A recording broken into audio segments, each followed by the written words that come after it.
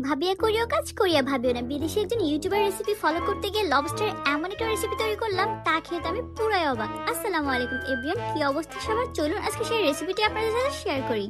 ফার্স্টে একটি বাটিতে পরিমাণ মতো বাটার দিয়ে তাতে কুচি করা রসুন, মরিচ এবং ধনেপাতা দিয়ে বাটারটা মেল্ট করে নিলাম।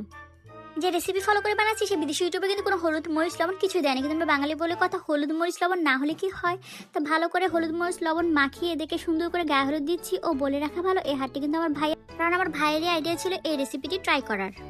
গায়ে হলুদ দেওয়া লবস্টারগুলোকে এক সাইডে রেখে এখন ফ্রাই প্যানের মধ্যে মেল্ট করা বাটার দেওয়া হচ্ছে। এরপর এতে সুন্দর করে শোয়াই দেওয়া হলো প্রথমে মহিলা লবস্টারটাকে, এরপরে দেওয়া হলো আরেকটু বাটার, এরপর দেওয়া হলো এই পুরুষ লবস্টারটাকে দিয়ে, তারপর আরেকটু বাটার দেওয়া হলো। বাটার দেওয়ার পরে তাদের প্রাইভেসির জন্য তাদেরকে সুন্দর করে ঢেকে দেওয়া হলো। ঢাকনা খুলে দেখি যাকে পুরুষ বললাম সে তো মোটামুটি ঠিক আছে, কিন্তু মহিলা জন একবারে কোকড়াই গেছে।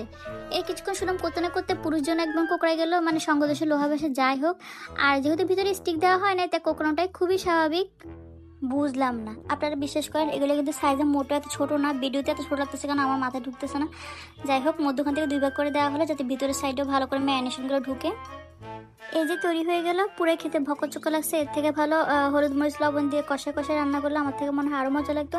যাই হোক কেমন লাগছে অবশ্যই জানাবেন, আর ভুলেও বাসায় ট্রাই করবেন না, কারণ আমাদের বাঙালিদের জন্য এই খাবার না।